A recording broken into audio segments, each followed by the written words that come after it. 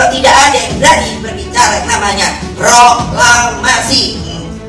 Gak ada, kalian ini masih jadi budak-budak. Ingat, kan yang tepok aja, cuma tepok aja, gak ada semangat.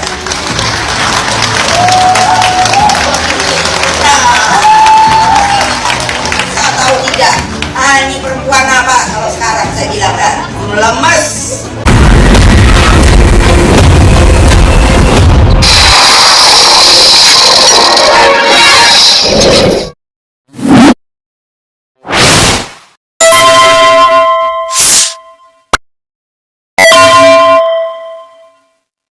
Assalamualaikum warahmatullahi wabarakatuh. Pemirsa, entah apa yang terjadi pada Megawati ini. Bukan Megawati pemain voli, kalau itu nggak diragukan integritasnya terhadap tanah air. Tapi ini Megawati yang sudah sepuh itu, ya, dengan kata-katanya yang menurut saya ya, seukuran wanita atau perempuan setua ini, umurnya kalau tidak salah itu sudah sampai 76 tahun, membuat pernyataan yang sangat menghina terhadap bangsa Indonesia, dan menurut saya ini pernyataan yang sangat mengerikan, ya. Ya, saya kutip ini dari Kumparan, ya. Kalau tak ada proklamasi, kalian masih jadi budak. Loh, kalau disebut kalian jadi budak, Megawati juga harus jadi budak dong, ya kan?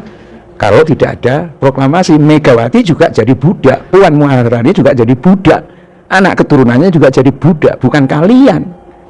Salah ini pernyataan Megawati ini, ya kan? Ya, terus dengan kata-kata kalau kalian nggak Pancasilais, please jangan tinggal di sini, jadi saja imigran. Nah, ini kan pernyataan yang kurang ajar, ya kan? Siapa yang Pancasilais? Lihat aja itu Megawati, ya. Pancasila itu terdiri dari 5 sila. Yang Pancasilais itu adalah orang yang menyembah kepada Tuhan Yang Maha Esa. Kalau nyembahnya kepada berhala, pada patung dan lain sebagainya, Pancasilais enggak itu. Yang kedua, punya rasa kemanusiaan yang adil dan beradab. Lihat itu, yang korupsi-korupsi itu, mereka itu Pancasilais enggak? Enggak kan? Karena orang yang korupsi, orang menjadi maling, apakah itu menyangkut para politisi, para pejabat pemerintah, pasti tidak punya rasa kemanusiaan. Itu layaknya harus dibuang dari Indonesia. Nggak boleh tinggal di Indonesia karena dia pasti tidak Pancasilais. Lah kalau orang beragama, agamanya benar, ya, kemudian dia punya rasa kemanusiaan, tidak pernah maling. Jangankan maling, kalau orang Islam itu ya, mengambil barang yang subhat saja itu nggak mau, ditinggalkan. Misalnya ada orang mengatakan ini sandal saya ketinggalan, kemudian ini sandal, dia ragu apakah sandalnya yang ketinggalan itu apa sandal orang lain. Dia lebih baik jalan napak kaki.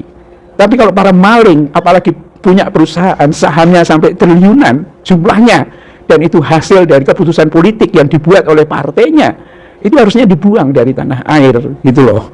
Jadi enak aja ngomongnya ini. Kalau sudah tua kemudian nggak ada yang nanggapin, ya enggak juga, harus ditanggapi, gitu kan. Jadi imigran, ya. Enggak, kalau saya maling-malingnya itu, para koruptor itu yang harus jadi imigran. Nah, gara-gara pernyataan yang kasar ini, sayang sekali ini Megawati punya pernyataan kayak begini ini, akhirnya satu TikToker, satu postingan dari X, ya, akunnya Altar Logika itu mengatakan, bapak lu kawin lagi. Bapak lu, artinya bapaknya Megawati kawin lagi. Nah, mungkin, ya, Megawati itu menganggap bahwa bapaknya Soekarno itu adalah orang yang paling berjasa terhadap lahirnya atau terjadinya proklamasi, kan begitu kan logikanya kan, ya. Yang lain enggak kan begitu. Tetapi harus diingat kalau baca sejarahnya kritis, dan ini perlu ya, membaca studi sejarah itu secara kritis. Sebetulnya peranan Soekarno dalam proklamasi itu apa sih? Membaca teks kan proklamasi. Tetapi sebetulnya konstruksi pikiran Soekarno sebelum proklamasi itu, apakah dia ingin proklamasi? Saya masih agak ragu kalau kita melihat kenyataan bahwa untuk didesak oleh pemuda-pemuda yang sangat aktif ingin proklamasi aja, Soekarno itu perlu diculik loh, ya, supaya berani proklamasi. Loh, kenapa begitu? Soekarno mengharapkan belas kasihan dari Jepang karena Jepang akan menjanjikan proklamasi. Bukan proklamasi itu berasal dari aspirasi rakyat Indonesia, dari yang dijanjikan Jepang itu. Jadi aneh gitu loh, ya. Menurut saya yang paling layak untuk mendapatkan jasa sebagai orang yang paling berjasa dalam lahirnya proklamasi di Indonesia ini bukan Soekarno, tetapi para pemuda ya yang mengambil Soekarno itu ke Rengas Dengklok apa kemana begitu ya, mungkin memberikan penjelasan ya kepada Soekarno ya supaya siap untuk membuat proklamasi. Itu harusnya yang paling berjasa itu. Dan setelah merdeka apa? Siapa yang paling berjasa? Kemerdekaan sebuah negara itu bukan hanya diumumkan merdeka kemudian enak saja, enggak. Ada kemampuan diplomasi. Negara mana yang memberikan pengakuan terhadap kedaulatan Republik Indonesia itu? Negara-negara mana itu?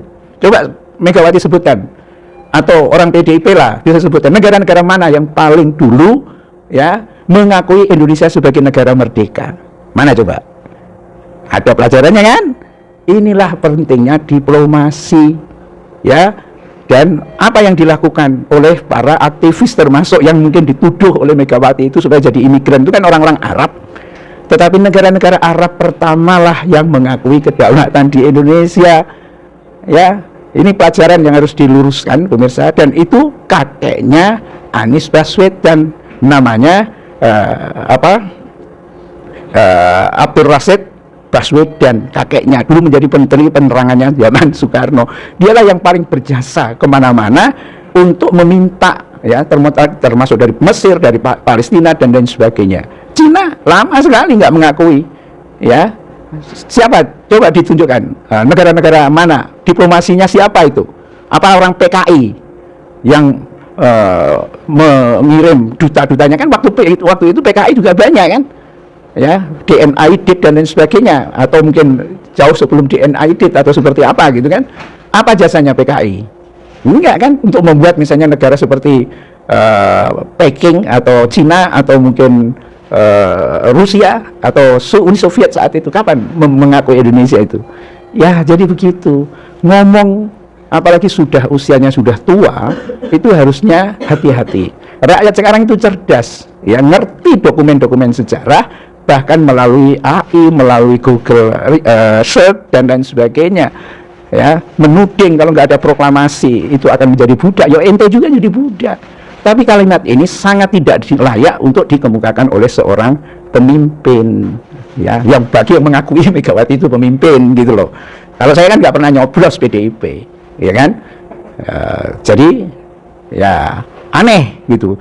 Dan kita menduga sedang apa sih, atau menderita sakit apa sampai ngomongnya sekasar ini. Bila taufiq wal hidayah. Assalamualaikum warahmatullahi wabarakatuh.